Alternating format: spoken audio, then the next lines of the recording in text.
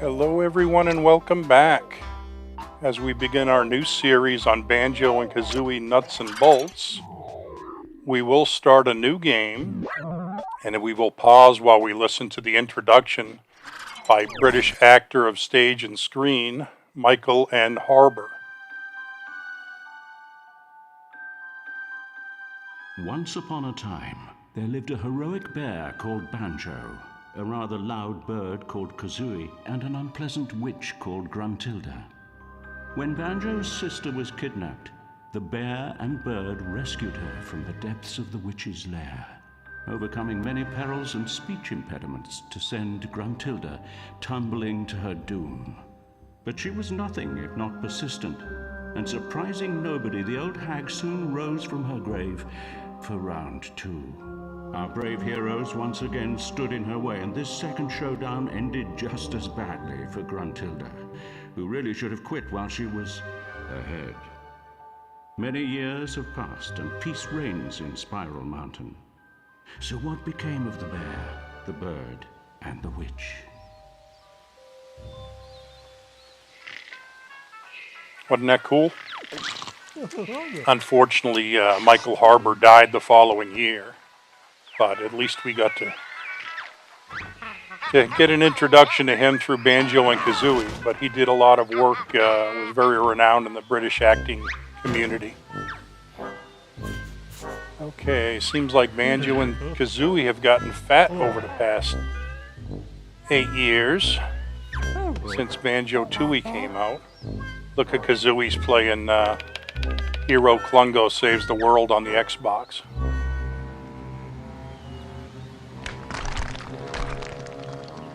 Who could this be? It's Gruntilda's head. It took her 8 years, but she finally made it back from Cauldron Keep to Spiral Mountain.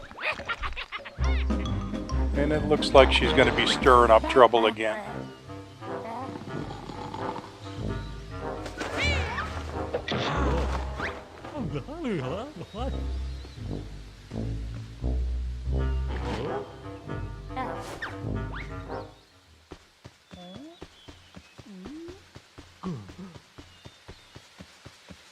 Come on, Banjo, you can make it. Maybe not.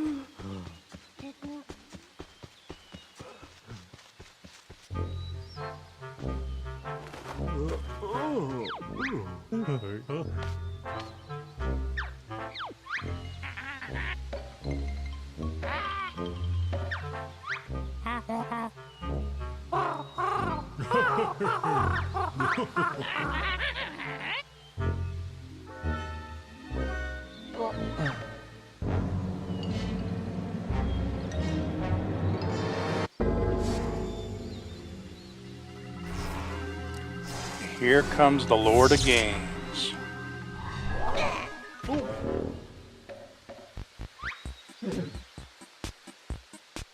Greetings, oh second-rate game characters.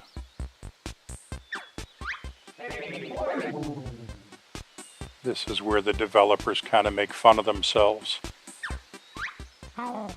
They think they're being cute, but they actually made a lot of people mad with this little introduction.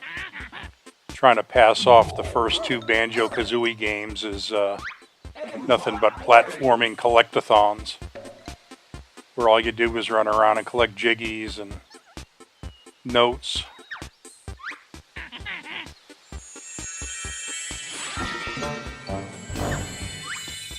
And a lot of people were also not happy with the new look of the characters, which I got to admit takes some getting used to. Not so much Banjo and Kazooie and Gruntilda, because they pretty much look the same, but they did a total revamp on Humba Wumba and Mumbo. And they probably should not have done that. Okay, here's a collectathon. Even though the point is that they're useless, I still want to win. So if you run backwards here, instead of going straight, you can actually beat Grunty in the collectathon. Which we did, 8-7. Nobody messes with Gruntbot. Very well then, failures. Listen carefully. Nowhere near as many as that Italian gentleman. They're trying to compare Banjo and Kazooie to Mario, and there's really no comparison.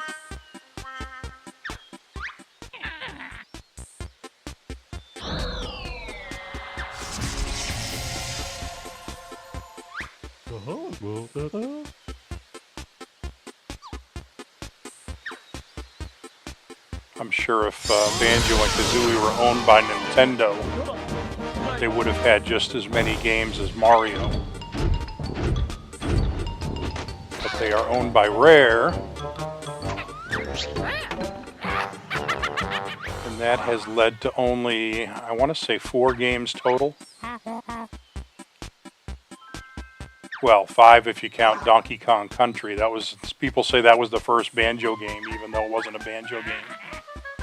But then you had Banjo and Kazooie, you had Banjo-Tooie, you had Banjo-Kazooie Nuts and Bolts, and you had one called Grunty's Revenge, which I've never seen, but it's not for the Xbox game platform, so. Okay, looks like we're going to have vehicles racing instead of Banjo walking around.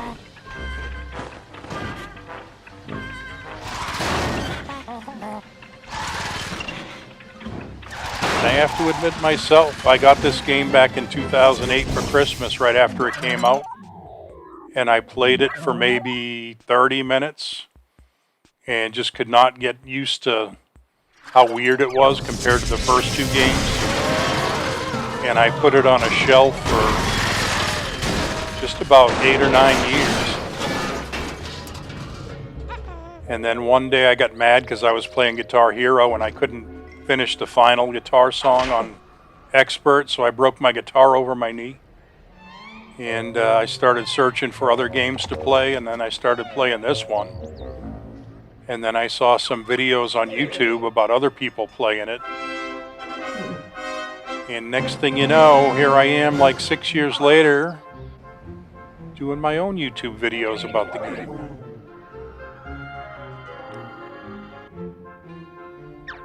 Okay, so Log was basically complaining that the first 2 games were nothing but collectathons. And now he's telling Banjo and Kazooie that they have to run around and collect jiggies and notes just like in the last 2 games. So I don't know what the heck he was talking about. Because honestly, the game is not that much different from the first 2 games other than it's vehicle-based rather than platforming-based.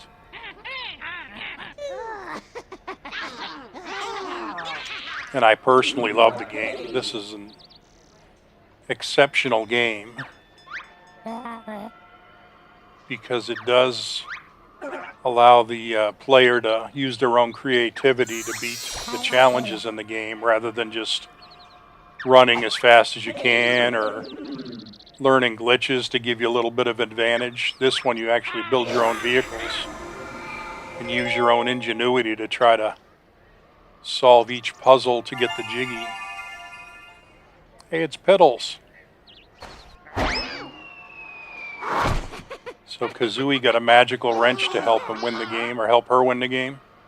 And Gruntilda got Piddles the cat, who's got an attitude.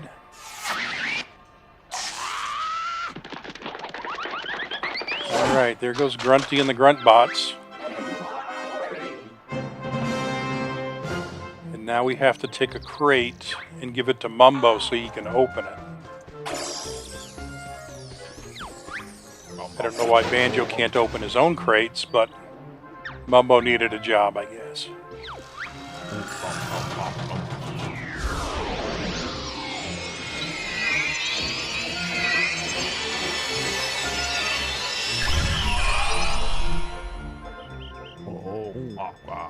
Okay, so in the initial Mumbo crate, it's the basic vehicle parts. You got your seat, you got your wheels, engine, fuel, tray.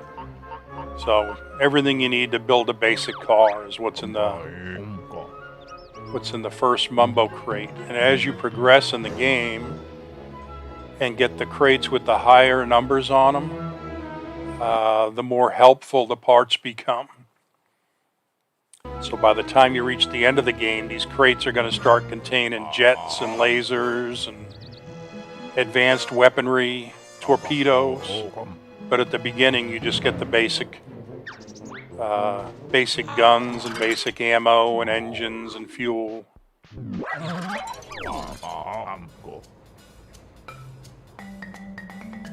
And we are not going to do the tour of Mumbo Motors right now.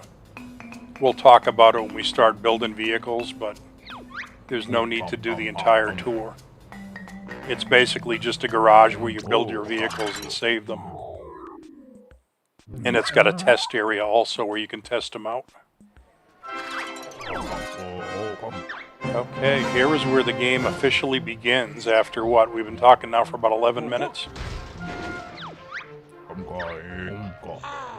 We flip over the trolley and hop in, and magically we can go off on our own and start exploring. So the first thing we're going to do in this game is grab as many notes as we can. Because notes are the currency in the game that we use to buy additional vehicle parts from Humblewumba. And later on we'll also use them to buy, there's a warp pad. We'll buy jiggies from Jolly Dodger. And we will also buy, this cart's not easy to drive as you can see. We will also buy strength and stamina and speed at Boggy's gym. Boggy will actually sell us those for notes so we can get faster and pick up heavier things. But in the meantime, let's go over here. We'll talk to Humblewumba. He's not going to do anything for us right now, but we can at least see where she is. And sorry, Banjo, shop not open. Come back later with bulging sack of notes. Alright, we'll do that. But in the meantime, let me show you this still is a platforming game. Because we have to jump up here, use our wrench, jump up again, and we can get the notes on top of this building. And there's a crate up here also. And the bronze notes are worth 1. The silver notes are worth 5. And the gold notes are worth 10. There's a gold note hidden up here somewhere. I think it's right under these floorboards. Yeah, these planks right here. See, there's a gold note hidden right there. This will give us 10 points.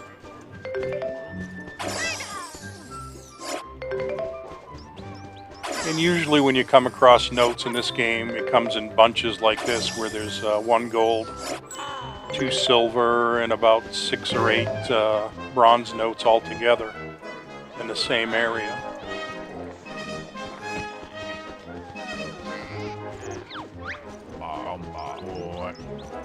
And I could be using my cart to drive around and do all this stuff, but as you've seen, my drive it isn't that good. And if I'm already in a different area, I'll just run. It'll become a lot easier when I go see Boggy and get some more speed, but for right now, I'll do a little mixture of cart and running around. Oh, this is one of the glitches where you can actually fly around Showdown Town. When you get crates in your cart, you can actually stand in them and select the cart, and then press the trigger and you will fly up in the air. But I'm not going to use that for this game because I want to avoid glitches and kind of do the full game experience as the developers intended.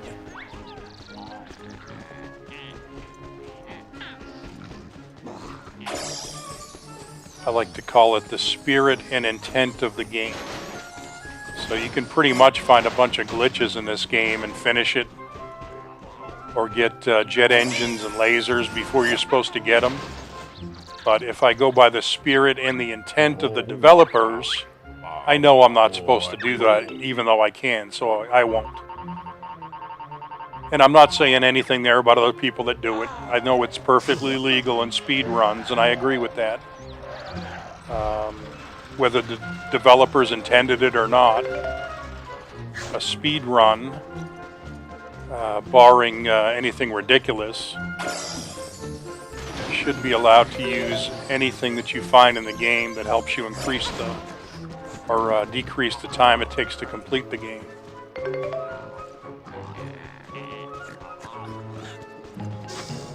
Okay, let us go collect this last silver note. And then we got an old friend standing on the street corner over here.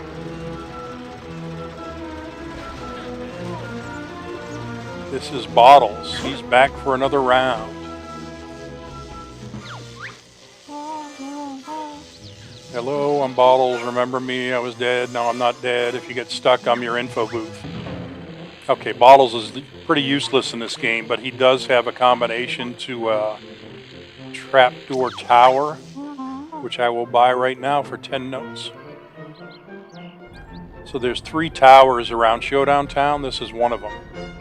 And if you hit that little tamper switch with the wrench, that'll drop a crate down on the ground that you can pick up. But first you need to know the combination. So Bottles has one combination. We can't go up these slopes either with the wheels that we have right now. We have to get some high grip wheels, which we will get later in the game. But Bottles gave us the one combination. We got to find Mr. Fit, and he'll give us another combination.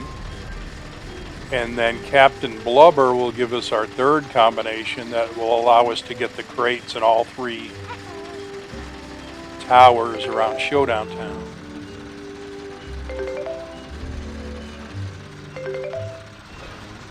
Okay, we are going up to see Log at his video game factory because he is going to give us the ball that will allow us to get into the game worlds. Let me get this last gold note up here. Don't fall down. And there is a door above Log's head. That is actually the end of the game, where you go back and have your final grunty battle. But you need like 75 notes to get in there, or 75 jiggies. Okay, here's the game globe. So we go see Log, we grab a game globe. We have to take it down the hill and put it on the plinth, which is that thing right there. And if we lose the ball, which I don't know why you would ever lose it, but if you do lose one, you can come back later and flick this little key right here and it'll give you a brand new one. But we'll just roll it down the hill and see if we can get it to go on the plinth without even going down here. But we'll take a look behind Log's video game factory. There's really nothing here, except there is a wire that you can climb that will get you up on the factory to collect more notes. And there's also a free jiggy up there, but it's not free until you get your first jiggy in one of the game worlds. So we'll come back here later, but right now we'll go to find where this globe went to. It did not go on the plinth, it rolled off into a corner. So let's go pick it up and put it on the plinth. Alright, see what I mean? I'm just going to carry it over there, rather than embarrassing myself. Okay, here we go. This is going to activate all the game worlds for Nutty Acres. There's the first door.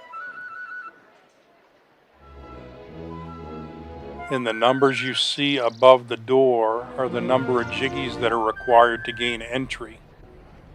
So that's Act 5 of Nutty Acres. I need 31 jiggies. That's Act 6. I need 47 jiggies. But for Act 1, it says I need 1 jiggy, and that's not true. I don't need any, because that's where I get my first jiggy. So the number in that door should actually read 0, but it doesn't for some reason. But Log opened it for us, even though we don't have any jiggies, so we can go in there whenever we want. But we're still exploring Showdown Town.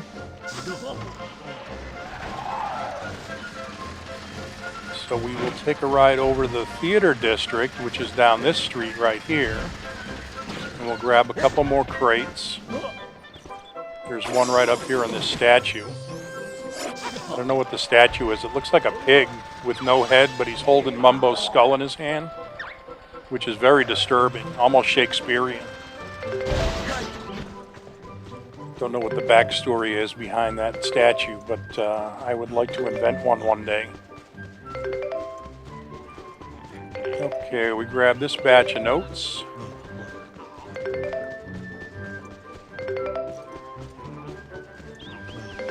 We got the last one.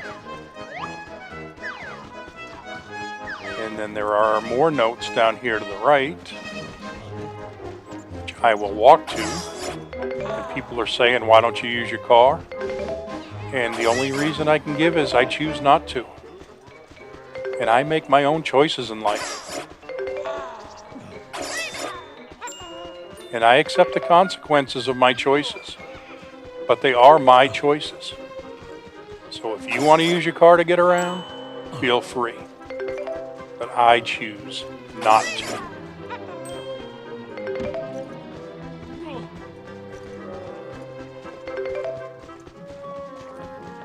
Okay, that's all the notes right now. Let's go collect. Collect a couple more crates. There's one over there to the right that we can get right now. And I will even bring down the little ramp so we can drive up here. So those of you that are screaming at the computer saying, use your cart, use your cart. Well, now I choose to use my cart.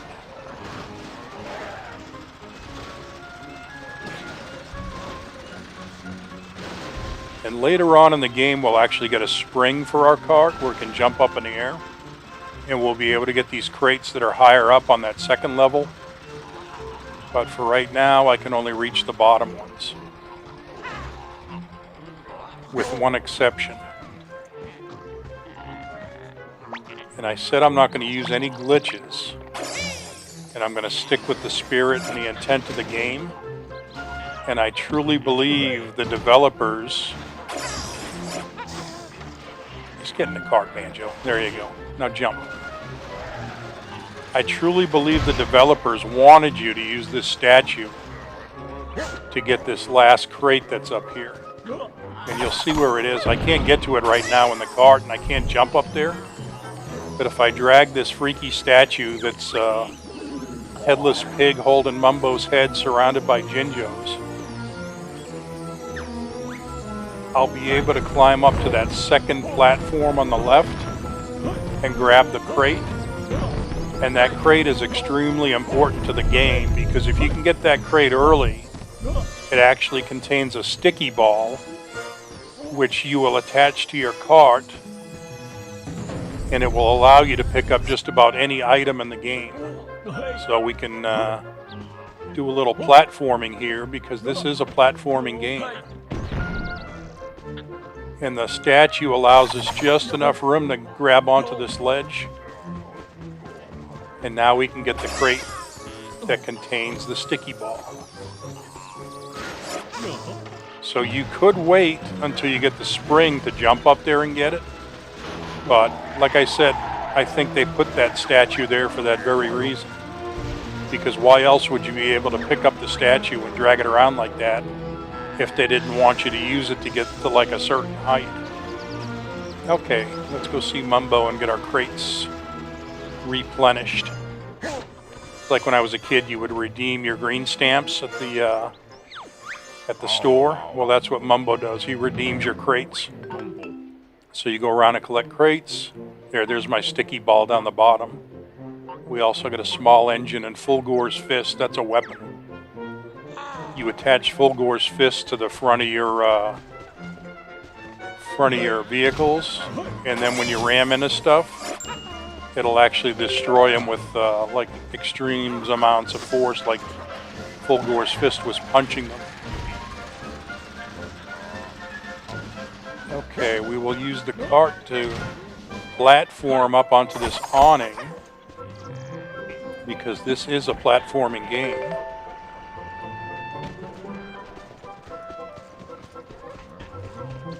And then rather than taking the cart, I choose to run.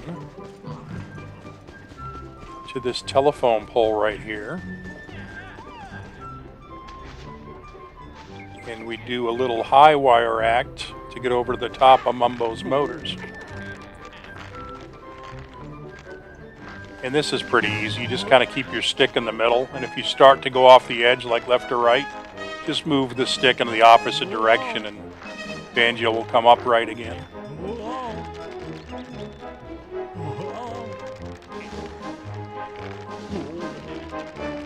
Come on, you can make it. There you go. There's another crate up here. Lots of notes. Come on, you can drop the crate. Use gravity.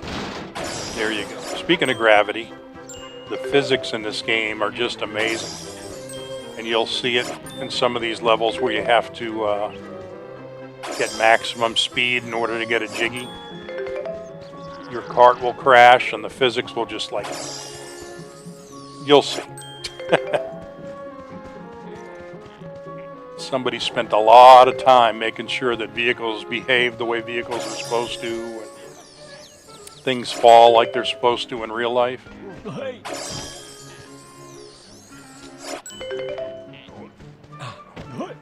All right, that's all we can get for now.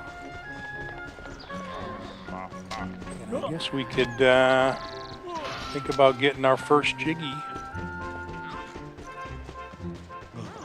You'll also see some of the areas in this game are behind, looks like a red fence, almost like a laser fence, and you actually can't get into them until later in the game when you actually get your laser. These little pauses you see in the game is because my Xbox only records for 10 minutes. So when the 10 minutes is up, I'll stop, and then I'll start another recording, and that pauses the game for about a second or two. Okay, we'll watch the intro to all these game worlds. They are based on 1980s television shows like Dallas and Falcon Crest and other ones that us old people remember from the 1980s. Okay, this is Nutty Acres. Mumbo's the farm owner. You see how weird he looks now? Klungo looks pretty much the same. I mean, the digital graphics are just that much better, but the shape and the face of the characters are pretty much the same on some of them. Humba looks totally different. Different face, different body. Mr. Fit's pretty much the same. He still looks like me, big gut, big nose. Here's our new character, Trophy Thomas. Very annoying. He is very competitive, and every time you beat him, he calls you a cheater and chews you out. Okay. Nutty Acres is famous. They grow the toughest, most resilient coconuts. This place doesn't look too bad. This is actually the biggest game world. This is the one with the best air races because you have plenty of room to maneuver in this area. Okay, why is Klungo sitting there with a jiggy over his head? Let's go ask him.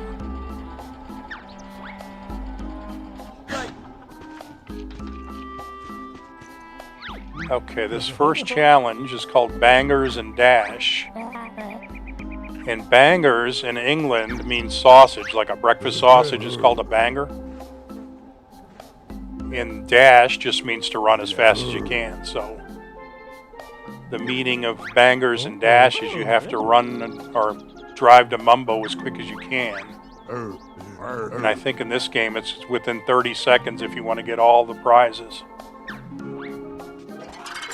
So basically, Klungo's telling us if we can get to Mumbo within 30 seconds, we get a jiggy. We get some notes. And in this game, you also get Trophy Thomas trophies, which if you collect 4 of the TT trophies, you can cash them in for a jiggy.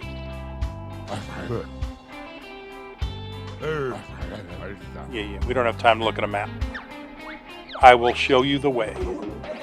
Okay, this is also a Log's Choice challenge, which means we can't build our own cart. We have to use the one that Log gives us. And I happen to know there's a small engine sitting right behind me in a Mumbo crate, so I'm going to get that first. You just run it over and hit right bumper and it attaches to your vehicle automatically. So now we've got 2 small engines instead of 1. And that gives us the speed we need to get through the water and up the hill and bust through this fence. Mumbo is waiting on the other side next to his barbecue. Okay. Who wants sausage? Could be a bit overcooked, but at least the bear not get trots. Trots is diarrhea. Thanks for the offer, Bonehead, but I think we'll skip lunch. Bear win first challenge, pretty good. Go back and see Glungo for reward Umanaka.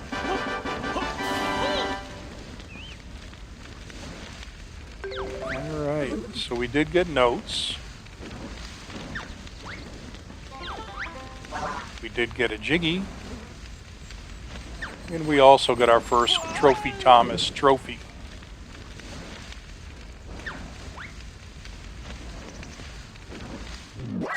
And we will continue. Okay, so we got our Jiggy. But technically we didn't get our Jiggy. You'll find it in the Jiggle Vend. So Log was complaining about collectathons, but we used to just run around in Banjo and Kazooie and Banjo-Tooie and pick up Jiggies and put them in our backpack. But now Log has invented a new way to get them where jerks us around. We actually have to go to a Jiggle Vend, like a giant gumball machine. And then we have to take the Jiggies and put them in that bank right there that says 0. That's the Jiggle Vend bank or whatever. Jiggy bank. Alright, press the X button and get your wrench to go on the bolt. So we press our X button, re-rotate the stick, and the Jiggy pops into our cart.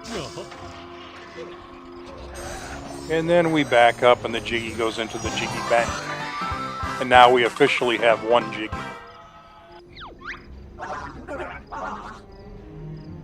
And that opened the door to Nutty Acres Act 2.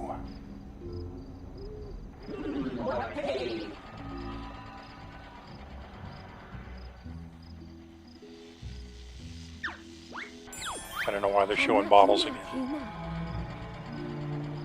Okay, Humba's got new blueprints for us, which we see as a Humber Racer, a Humber Taxi, and a Humber Truck. So we can use those rather than building our own vehicles. We can use the one that Humba provided for us. Or we could modify them in certain ways. You'll see when we actually start making our own vehicles. And Humba's now open for business, so we're actually going to go buy some vehicle parts. Okay, now she's got a medium engine. We're going to buy that. We're going to buy the spoiler. And we're going to buy 16 spikes. And we don't need mirrors right now, so we'll save our notes to buy other stuff.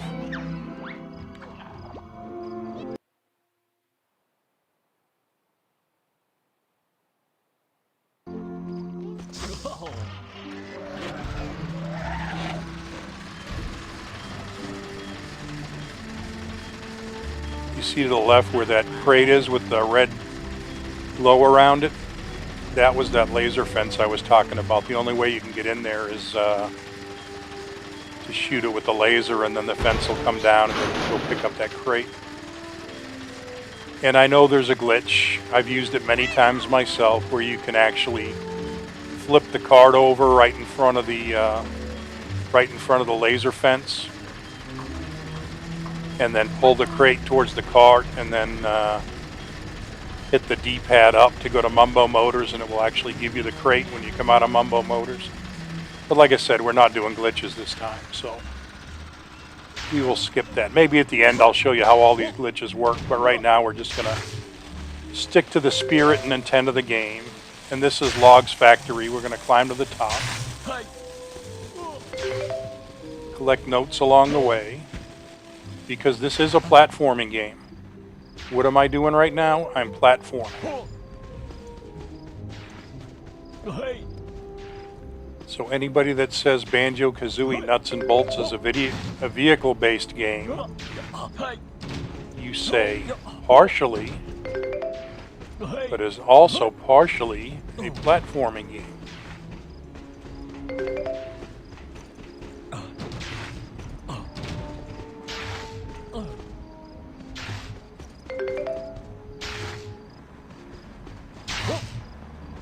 Guess we get some time here while I'm climbing. We can talk about the purpose of the game. So the purpose of the game is to collect enough jiggies to open the door above Log's head in the video game factory. And that is actually the door that will take you back to Spiral Mountain for the final Grunty battle. And whoever wins the final Grunty battle gets the deed to Spiral Mountain.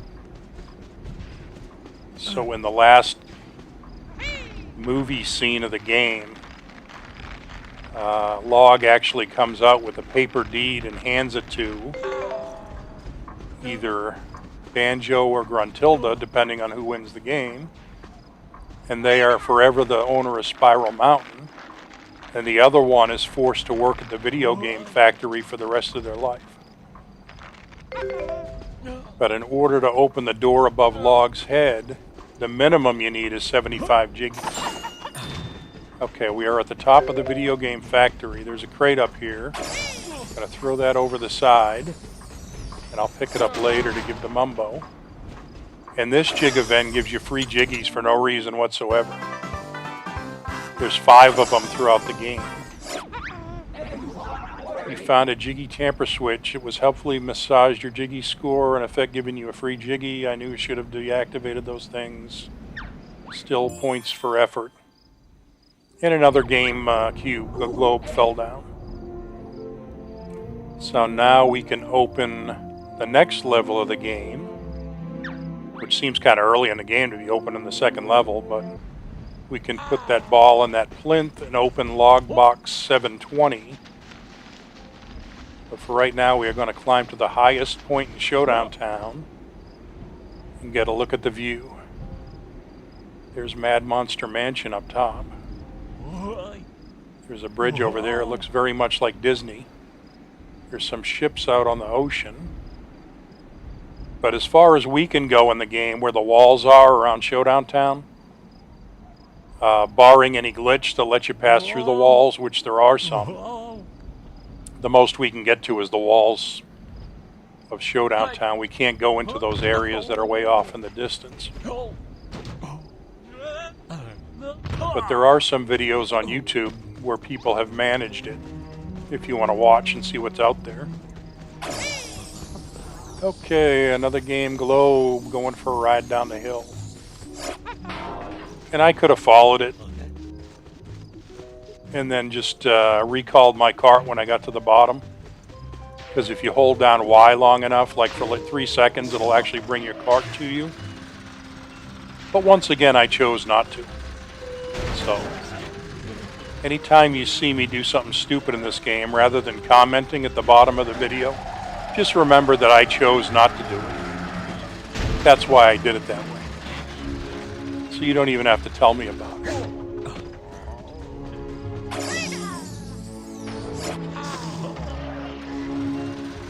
Okay, wrong way, Banjo. Be a professional gamer now. There you go. We are going to open the door to logbox 720. And then this video has run way too long with the intro and everything and collecting all the notes. So I am going to call it quits after that.